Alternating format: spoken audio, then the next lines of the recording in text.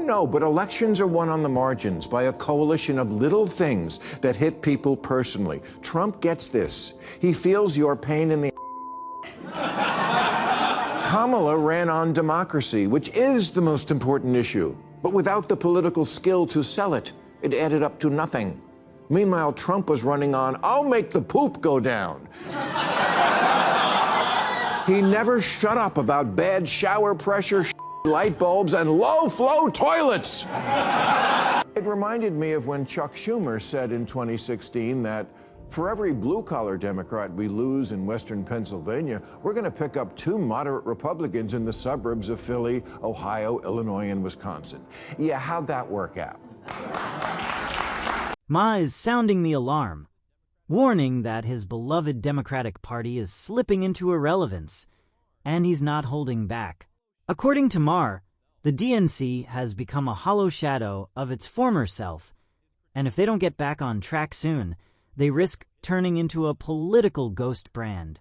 His critique was sharp, biting, and undeniably hilarious. So hit the subscribe button, and let's get started.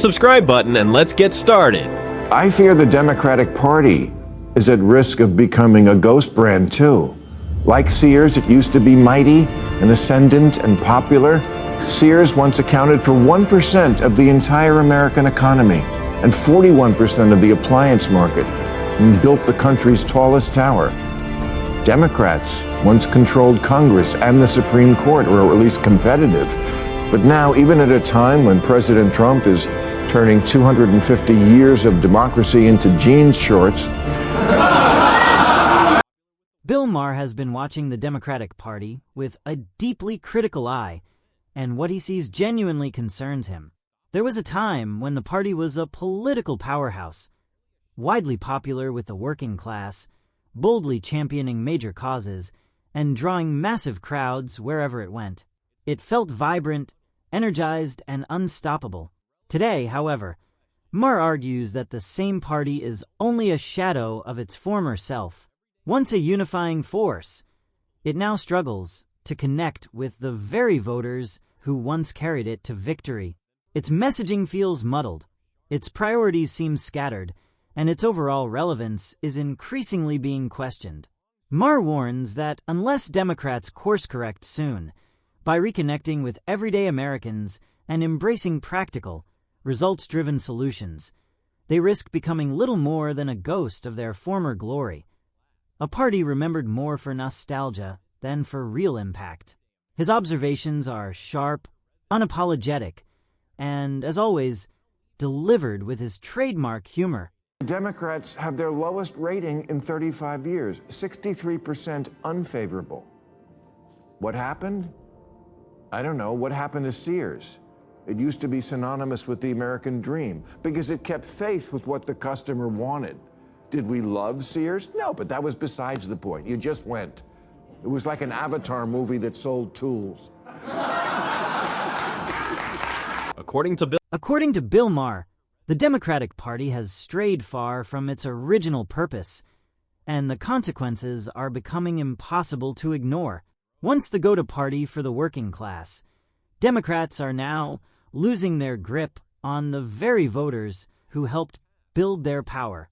Maher argues that the party has stopped prioritizing working-class Americans, choosing instead to focus on agendas that feel distant and disconnected from everyday concerns. Their message no longer resonates. What once inspired hope and loyalty now leaves many feeling indifferent or even outright frustrated.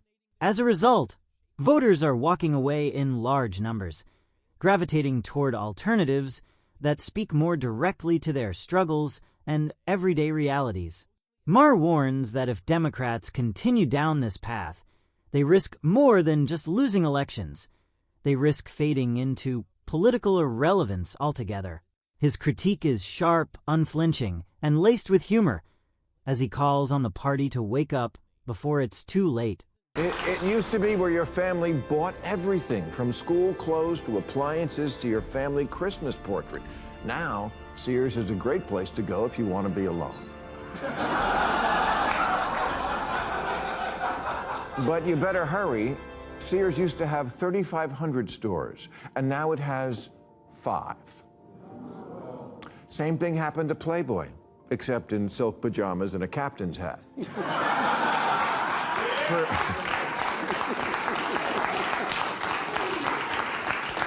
For 66 years, Playboy magazine was also a fact of American life. Sears sold your father a mattress, and Playboy was what he hid under it.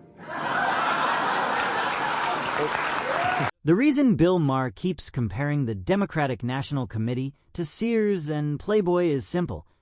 He sees a cautionary tale in their rise and fall. Both Sears and Playboy were once American giants, dominating their industries and shaping culture in ways few others could. But when they failed to adapt to changing times and evolving customer demands, their relevance crumbled. Today, they exist mostly as shadows of their former selves. Maher fears the same fate could befall the Democratic Party if it doesn't act quickly and decisively. Once a powerhouse with broad appeal, the DNC risks stagnation if it continues ignoring the needs of everyday Americans and clings to strategies that no longer resonate. Maher's analogy isn't just clever, it's a wake-up call. Sharp, insightful, and laced with his trademark humor, urging the party to evolve before it becomes another cautionary tale of decline. The basic problem we have in America is conservatives think the liberals are insane, and they're not completely wrong. Now, I don't think most liberals are insane, but neither do they make it clear they disapprove of the ones who are, and their cowardice in not marginalizing their own crazies has been their downfall. I couldn't get Neil deGrasse Tyson, a genius scientist and preeminent scientific voice in the media, to agree that it was ridiculous for Scientific American and The Atlantic to be claiming that separating sports by doesn't make sense. And this is exactly what frustrates Bill Maher the most. The left's stubborn refusal to accept basic scientific facts and objective reality. In his view, many on the left are so deeply immersed in woke ideology that no amount of evidence, logic, or reasoning seems to reach them. Facts become secondary to feelings, and truth is often filtered through a lens of personal belief rather than objective understanding. Maher sees this as both dangerous and absurd. Policies, debates, and decisions are increasingly shaped not by data or real-world outcomes, but by what feels right to a vocal segment of activists. It's not about improving society or solving problems. It's about adhering to a worldview that validates their identity and ideology. For Maher, this reliance on emotion over evidence is more than frustrating. It's a recipe for failure. When decisions ignore facts, the consequences are real, measurable, and often People disastrous. ask me all the time, why haven't you ever had Hillary or Bill Clinton on? Why didn't you have Kamala on during the last campaign? You think we don't ask? We ask these people every week. They say no. It took 8 years and a petition to get Obama on. And these are people, all people I voted for. Think about that. They're afraid to come on the show of a guy who voted for them. Here, Bill Maher takes aim at the Democratic establishment itself, dissecting their reluctance to appear anywhere they can't control. From Hillary Clinton to Kamala Harris, he highlights a pattern of top Democrats declining invitations to open, unscripted conversations. Maher argues that their refusal to come on his show isn't about scheduling. It's about fear of genuine dialogue. He points out that these are leaders he actually voted for, yet they avoid even friendly territory if it means facing real questions. More alarmingly, Maher warns that this defensive posture signals a party that no longer trusts its own message or its ability to connect directly with voters. When leaders hide behind handlers instead of engaging honestly, the consequences aren't abstract. They erode credibility and public confidence. Maher's critique isn't about loyalty. It's about a party drifting away from transparency and basic political instincts. I've been telling Democrats for years the Republicans are going to steal pot from you as an issue, and now Trump says... We're looking at reclassification, and we'll make a determination. What'd you expect? He is the master at winning votes from small groups who are passionate about one issue, picking up a couple percent here, a couple there, until on election night it's YMCA. Unlike the Democrats, Donald Trump focused on the issues that truly mattered to the average American. He zeroed in on the challenges people face in their daily lives: jobs, economic security, immigration, and national pride, and spoke about them with a passion that resonated deeply. Trump didn't get lost in abstract debates or cultural trends. He connected directly with the concerns of ordinary citizens, promising to make the country work better for them. That clarity and focus is exactly what people want from their leaders. Someone who listens, understands, and takes action to improve their lives. While many politicians chase trends or ideological agendas, Trump's approach was grounded in practical results and real-world impact. Maher and others note that this kind of connection earns loyalty, trust, and support.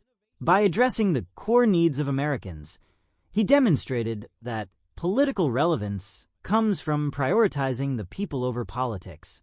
In his first term, he signed an executive order banning TikTok and then got trounced by young voters. So in 24, he campaigned on saving it. And apparently every Tide Pod eater responded because his youth vote was up 21%. In his first term, he called cryptocurrency not money and based on thin air, and said it seems like a scam. And who better to know a scam? Well,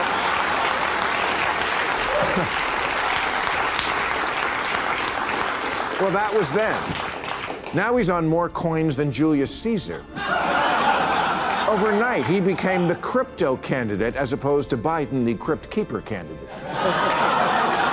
As opposed to Biden, the so-called crypt keeper candidate, Maher illustrates exactly how Trump managed to win back many of the voters he lost during his first term.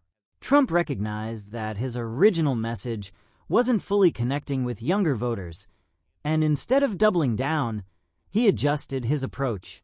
He refined his messaging, sharpened his focus, and spoke more directly to the concerns of the broader electorate by addressing issues that mattered across age groups: economic opportunity, national strength, and future stability. He made sure his message resonated with the voting populace. That adaptability proved crucial. Voters responded not just to what he said, but to the fact that he was willing to listen, recalibrate, and meet them where they were. In politics, Maher argues, relevance is everything. Trump's ability to evolve his message and reconnect with disaffected voters ultimately paid off at the ballot box, proving that responsiveness, not rigid ideology, is what wins elections. So, chalk up another 1 or 2%. Democrats used to own Silicon Valley. Those California do-gooder liberals who wanted to save the planet. Yeah, right. Trump came along and said, regulations? We don't need no stinking regulations. Not only did he win them over, in his second inauguration, they were all sitting up on the stage with him. There was an entire section that looked like the full range of the autism spectrum.